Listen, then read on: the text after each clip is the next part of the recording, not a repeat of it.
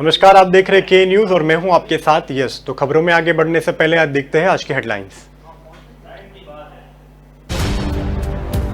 उत्तर Korea के बढ़ते missile परीक्षण ने दुनिया की चिंता बढ़ा दी है। तो उत्तर कोरिया के बुधवार को ट्रेन में बने मिसाइल सिस्टम से पहली बार बैलिस्टिक मिसाइल टेस्ट किया गया। ताजिकिस्तान की राजधानी दुशांबे में हो रही शांघाई सहयोग संगठन की बैठक को प्रधानमंत्री नरेंद्र मोदी आज 11 बजे वर्चुअल संबोधित करेंगे। कृषि कानून के विरुद्ध में शिरोमणि अकाली दल का आज दिल्ली में प्रदर्शन करने की तैयारी में। अगले साल देश के 5 राज्यों के विधानसभा चुनाव होने के और माना जा रहा है, तो जिस उसके केंद्र सरकार को कई बड़े फैसले भी कर सकती है।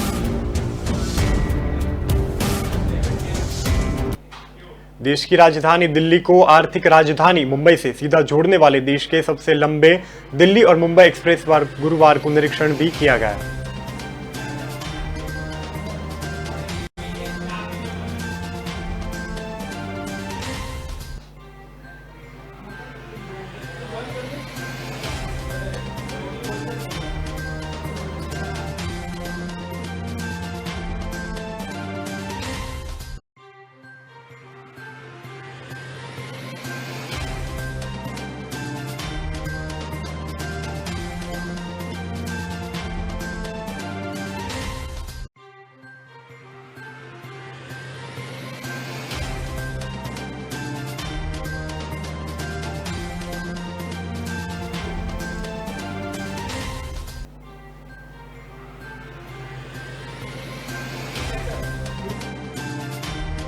उत्तर कोरिया के बढ़ते मिसाइल परीक्षण ने दुनिया की चिंता बढ़ा दी है। तो उत्तर कोरिया में बुधवार को ट्रेन में बड़े मिसाइल सिस्टम के पहले बार बैलिस्टिक मिसाइल टेस्ट भी किया गया है। तो इस बार संयुक्त राष्ट्र सुरक्षा परिषद ने चिंता जताई है कि संयुक्त राष्ट्र में फ्रांस के राजदूत निकोलस रिवर ने कहा था कि संयुक्त राष्ट्र सुरक्षा परिषद में शामिल देशों का कहना है कि इस तरीके से मिसाइल टेस्ट शांति और सुरक्षा के लिए बड़े खतरे भी पैदा कर सकती है और परिषद में प्रस्ताव को भी उल्लंघित किया गया था। तो उत्तर प्रदेश की सेंट्रल न्यूज एजेंसी को मुताबिक बुधवार को छोड़ी गई मिसाइल का मकसद रेलवे बेस्ड मिसाइल प्रणाली का परीक्षण करने का भी था। तो इस प्रकार से कोरिया का किसी भी खतरे का धमकी का जवाब देने के मिसाइल में तैयारी भी की गई है। तो पिछले हफ्ते ही वहां के तानाशाही में किम जोंग उससे रात को मिलिट्री परेड भी करवाएगी। तो बताया जा रहा है कि बुधवार को दक्षिण कोरिया ने भी सबमरीन लॉन्च बैलिस्टिक मिसाइल का परीक्षण किया था। तो वह बिना परमाणु हथियारों के भी यह सिस्टम डेवलप करने वाले पहला देश भी बन चुका है। तो उत्तर कोरिया और दक्षिण कोरिया के हथियार की होड़ के तेजी से बढ़ रही है। तो दोनों देशों में आए दिन नए नए हथियार में भी साथ ही ज्यादा क्षमता वाली मिसाइलों का परीक्षण भी किया जा रहा है। ताजिकिस्तान की राजधानी दुशांबे में हो रही शांघाई सहयोग संगठन की बैठक को प्रधानमंत्री नरेंद्र मोदी आज 11 बजे वर्चुअल संबोधित करेंगे। तो माना जा रहा है कि नरेंद्र मोदी संबोधन में आतंकवाद और अफगानिस्तान का मुद्दा भी उठा सकते हैं। तो इस बैठक में पाकिस्तान के प्रधानमंत्री इमरान खान भी किर्गिस्तान मौजूद रहेंगे। तो चीन के राष्ट्रपति जी जिनपिंग और रूस के राष्ट्रपति व्लादिमीर पुतिन भी वर्चुअल इस मीटिंग में जुड़ने वाले हैं। तो एससीओ की बैठक में शामिल होने के विदेश मंत्री एस जयशंकर पहले की दुशांबे में पहुंच चुके हैं। तो वही मीटिंग में फिजिकली शामिल होने की भी संभावना व्यक्त की जा रही है। तो एसओसी के सदस्य देशों के 21 बैठक पर की जाएगी, तो जिसके अध्यक्ष समता ताजिकिस्तान राष्ट्रपति इमोमाली इमरान करेंगे। तो शांघाई सहयोग संगठन में अपनी स्थापना की 20वीं वर्षगांठ भी मना रहे हैं। तो 15 जून 2001 को इस संगठन की स्थापना हुई थी। वे 2017 में भारत इसका पूर्णकालिक सदस्य भी बन चुका है। तो एसओसी की समिट में चीन के रूबरू होने की नजर भी पड़ रही है, क्योंकि इस दिन पहले ही ऑस्ट्रेलिया ने भी अमेरिका और ब्रिटेन के साथ परमाणु अरिस्का करने वाली पनडुब्बियां बनाने के लिए सुरक्षा समूह भी बनाया था। तो इस समझौते के बाद हिंद प्रशासन के क्षेत्र में चीन को कंट्रोल किया जा सकेगा और ऑस्ट्रेलिया पीएम स्कॉट मॉरिसन के ब्रिटिश पीएम बोरिस जॉनसन और अमेरिका राष्ट्रपति जो बाइडेन के साथ संयुक्त रूप से गुरुवार को इसका ऐलान भी किया जाएगा। तो इसके बाद चीन ने कहा था कि इन देशों को शीत युद्ध में मानसिकता के बाहर भी आना चाहिए। अब बात करें कृषि कानून की, तो कृषि कानून के विरोध में शिरोमणि अकाली दल आज दिल्ली में प्रदर्शन करने की तैयारी बता रहा है। तो प्रदर्शनकारी गुरुवार को रुका बाग सहित संसद के चर्च निकालन भी जा सकते हैं, तो उनको रोकने के लिए पुलिस की भारी बंदोबस्त भी की जा चुकी है। तो सुबह आगे बढ़ रहे लोगों पर हल्का सा बोल भी प्रयोग किया गया था। तो अकाली दल का कृषि बिल के विरुद्ध काला दिवस भी मना रहा है। तो अकाली दल प्रमुख सुखविंदर सिंह बादल और अमृत सिंह को बादल मंगलवार को लोगों से इस प्रदर्शन में शामिल होने की अपील भी की थी। तो हरसित राम कौर ने भी ट्वीट करते हुए बताया था कि पुलिस दिल्ली में अंटी से सभी पायलट बंद कर दी गई है और कुछ कार्यकर्ताओं को हिरासत में भी लिया गया है। उन्होंने कहा था कि गौर घोषित आपातकाल मिलाया जाएगा और कृषि बिल का विपक्ष के साथ एनडीएफ शामिल करने की दल में विरोध भी किया जाएगा। तो नौबत ये आ चुकी है कि हरमित सिंह को कौर ने केंद्र में मंत्री पद से इस्तीफा दे दिया है। तो उसके साथ ही दोनों दल को 24 साल पुराना गठबोध भी टूट गया है। हालांकि अब जिन पास बुलाया जा रहा है, तो अकाली दल ने इसका समर्थन भी किया था। आम आदमी पार्टी ने आपातकालीन दल को विरोध प्रदर्शन करने का निशान भी साधा है। तो आप विधायक कुलवार सिंह सवादा ने रविवार को कहा था कि वे अगर हरमित सिंह कौर बादल बिल बस्तर को नहीं किया जाएगा तो आजकल दिवस मनाने की नौबत भी आ चुकी है।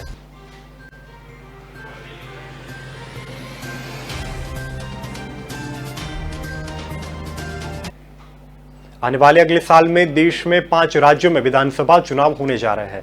तो उससे पहले ही केंद्र सरकार कई बड़े फैसले भी कर सकती है। तो ऐसे में ही आज लखनऊ के स्थित वित्त मंत्री निर्मला सीतारमण की अध्यक्षता में होने वाली जीएसटी की बैठक में काउंसिलिंग की 45 बैठक नजरें ट्वीट करते हुए उन्होंने बताया था कि कोरोना महामारी के बाद जीएसटी अनाउंसिंग के बाद यह पहली फिजिकल बैठक होने जा रही है। तो जीएसटी की काउंसिलिंग में बैठक में 48 राज्य ज्यादा से वस्तु को टैक्स देने की समीक्षा भी की जा रही है। तो वह बैठक में 11 कोविड दवाओं पर टैक्स भी कर चुकी है। तो 31 दिसंबर को बढ़ाने का फैसला भी किया जा सकता है।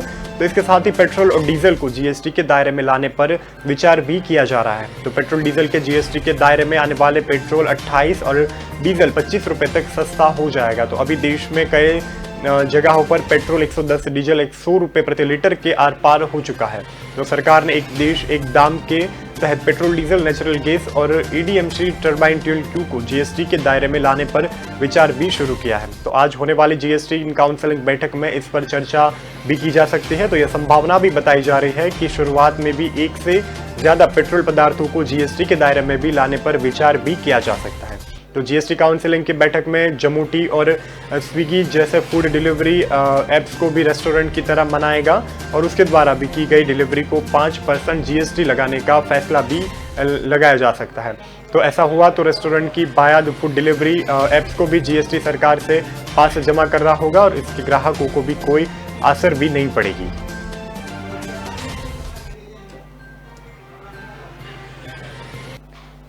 अब बात करते हैं दिल्ली की। तो देश की राजधानी दिल्ली को आर्थिक राजधानी मुंबई से सीधे जोड़ने वाले देश के सबसे लंबे दिल्ली मुंबई एक्सप्रेस वे गुरुवार को निरीक्षण भी किया गया है। तो केंद्रीय भूतल सड़क परिवहन मंत्री, राजमार्ग मंत्री नितिन गडकरी खुद हेलीकॉप्टर से गुरुग्राम के सुहाना गांव से पहुंचे थे और वहां के दौरान उसके साथ मुख्यमंत्री मनोहर लाल और केंद्रीय मंत्री राव जिंद्रजिद भी जुड़े थे। तो नितिन गडकरी और मनोहर लाल के दौरे में देखरेख हुई थी और ये पूरे क्षेत्र की सुरक्षा बढ़ने वाले इंतजाम भी नजर आया था।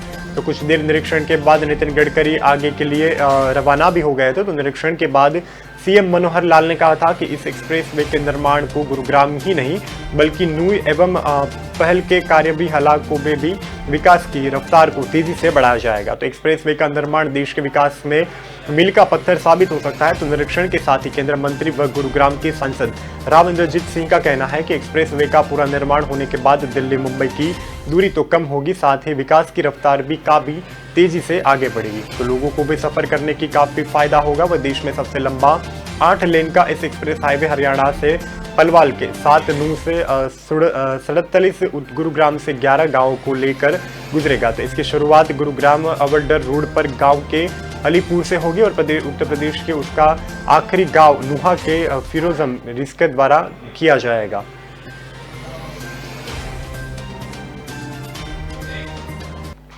फिलहाल रुकते एक छोटे से ब्रेक के लिए, ब्रेक के बाद फिर मिलते हैं।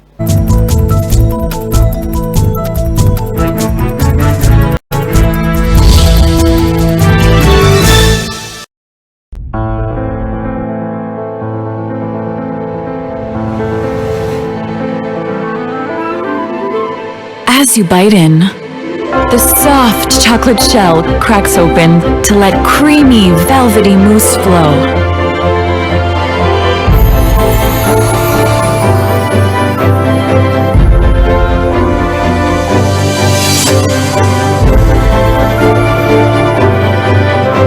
New Fabel Soft Centers. Little pieces of magic.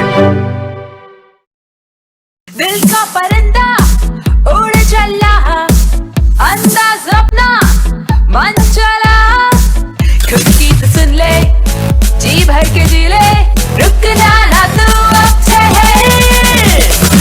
Lyra, Lyra, anytime, anywhere. Lyra, Lyra, everybody loves to wear. Lyra, anytime, anywhere. स्वागत है एक ब्रेक के बाद आपका। अब देखते हैं खबरें आगे की। भारत के पनुत पुत्र प्रधानमंत्री के 71वें जन्मदिन की पूर्व संध्या पर जगमगाई काशी। तो प्रधानमंत्री नरेंद्र मोदी ने भी 71वें जन्मदिन की पूर्व संध्या को गुरुवार को उनके संसदीय क्षेत्र वाराणसी के उत्सव का माहौल भी जमा था। तो 71 लड्डू का केक बनाकर काटा गया था और इसके साथ ही 80 घाट पर गंगा जी की आरती और दीप जलाकर पीएम मोदी के अच्छे स्वास्थ्य और लंबी आयु की प्रार्थना भी की गई थी। तो केक काटने के दौरान अखिल भारतीय संत समिति के महामंत्री स्वामी जितेंद्रानंद जी और सरस्वती राज्य भा सांसद रूपा गांगुली एवं बीचीओ के पर्व कुलपति प्रोफेसर जीसी त्रिपाठी और बीजेपी यूपी के प्रदेश सह प्रभारी सुनील ओझा भी शामिल बड़ी संख्या में शहर में लोग भी मौजूद हुए थे। तो सभी के साथ ये कहना है कि प्रधानमंत्री ने देश को सशक्त नेतृत्व प्रदान करने के साथ ही दुनिया में हिंदुस्तान का नाम भी बढ़ाया है। तो हम सभी को भी उन पर गर्व होना चाहिए और उनके साथ ही खुद जीवन के लिए बाबा विश्वनाथ की प्रार्थना भी की थी। तो प्रधानमंत्री के 71वें जन्मदिन पर काशी के लोगों ने भी कई जगह पर दीप जलाकर खुशी भी जाहिर की थी और गंगा तट पर भी लोगों ने प्रधानमंत्री की फोटो के साथ उनके 71 साल के होने की खुशी में दीप भी अलग अलग आकृतियां बनाकर 80 घाट पर प्रधानमंत्री की लंबी उम्र और अच्छे स्वास्थ्य की कामना के लिए साथ साथ दीप भी जलाए थे।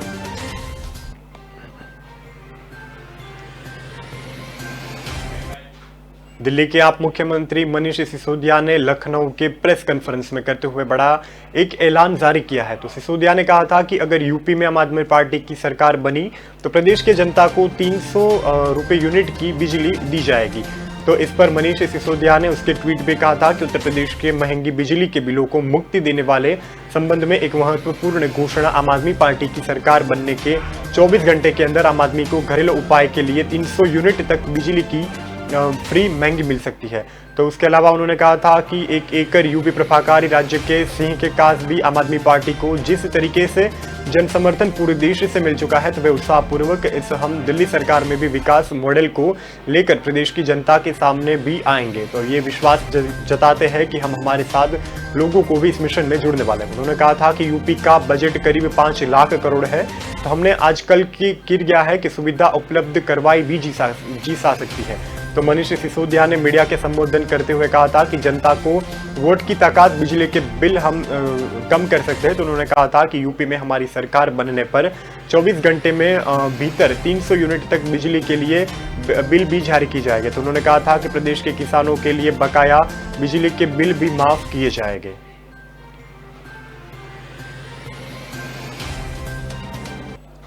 अब बात करते हैं बिहार की। तो बिहार में जीडीयू और बीजेपी के बीच भी कटवाल को लेकर एक बहुत बड़ी समस्या अभी पैदा हो चुकी है। तो बांका के जीडीयू सांसद के गिरधारी यादव सामने आए हैं और उन्होंने कहा था कि बीजेपी सरकार में घरे के खड़ भी किया गया है। तो बुधवार को एक इंटरव्यू में गिरधर यादव ने नरेंद्र मोदी सरकार पर बड़ा आरोप लगाते हुए कहा था कि बीजेपी सिर्फ वोट लेने के लिए बिहार आती है पर विकास को लेकर भी नहीं आती है।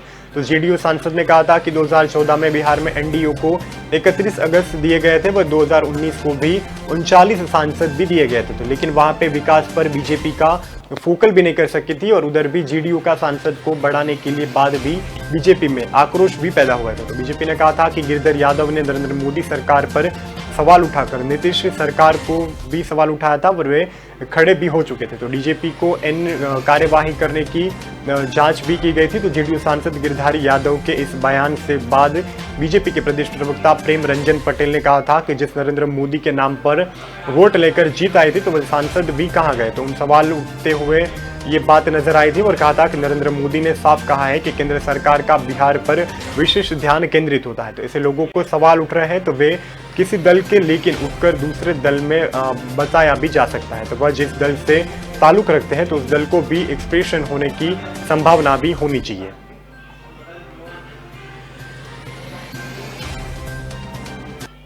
भाजपा पे नवनियुक्त प्रदेश प्रवक्ता एंडोवेज एशियन को कहना है कि बुधवार देर रात को किसान का गुस्सा फूटा था तो किसान के उन घर गोबर को भी बोरियां फेंकी थी, तो दीवारों पर भी गोबर पोत लगाकर बिजली कनेक्शन भी काट दिया गया था। तो वही मौके पर पुलिस भी खड़ी तो तमाशा बन रही थी। तो उसके बाद भी किसानों का कहना है कि पुतला भी फूका गया था। हालांकि जिन वक्त ये सब हो रहा था उस वक्त एडवोकेट फाहलो के घर में भी किसानों ने उनके घर को घेरावा भी दिया था। तो किसानों का कहना यह है कि तरफ भाजपा की अनुवागी सरकार को कृषि के बाद भी कानून लगाकर किसान को बेघर किया गया था, तो दूसरी तरफ भाजपा के नेता विवादित टिप्पणी भी कर रहे हैं। जालंधर के इस समारोह में कहालों के भी कहा जा सकता है कि मोदी को भी जो किसान को प्यार करते हैं वे अगर उनके जैसा दिमाग लगाए तो आम आदमी पार्टी को लेकर भी मांचस करने की भी तैयारियां जारी की सकती है। तो उस पर निशान साधते हुए लाल झंडे वाले जिस घर पर घुस जाते थे तो उसका कहना ये है कि उसके बाद भी बजेरानों को जोशी भी रोटी चल रही है। तो हालांकि संयुक्त किसान मोर्चा नेता बलवंतर राजनेता ने उसके जवाब को भी अगर उस तरीके से बकवास करते हुए नजर आया तो वे उस पर सख्त कार्यवाही भी कर सकते हैं।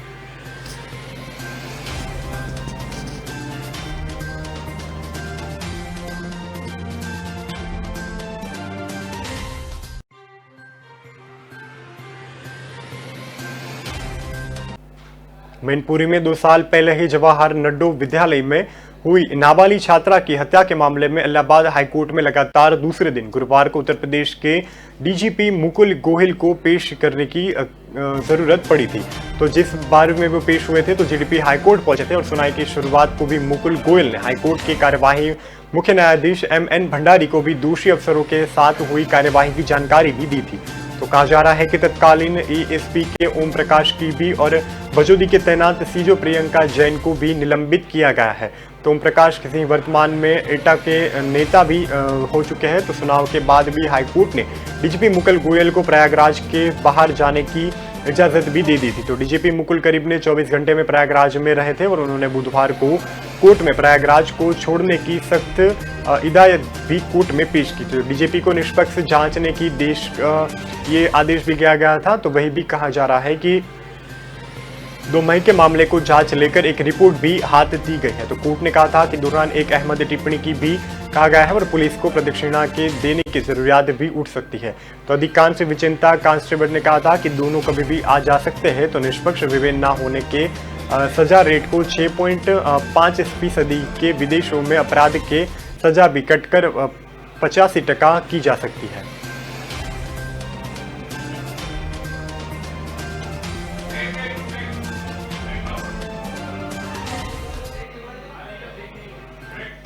फिलहाल रुकते एक छोटे से ब्रेक के लिए, ब्रेक के बाद फिर मिलते हैं। अरे पन्ना काली बा अंधियारी रे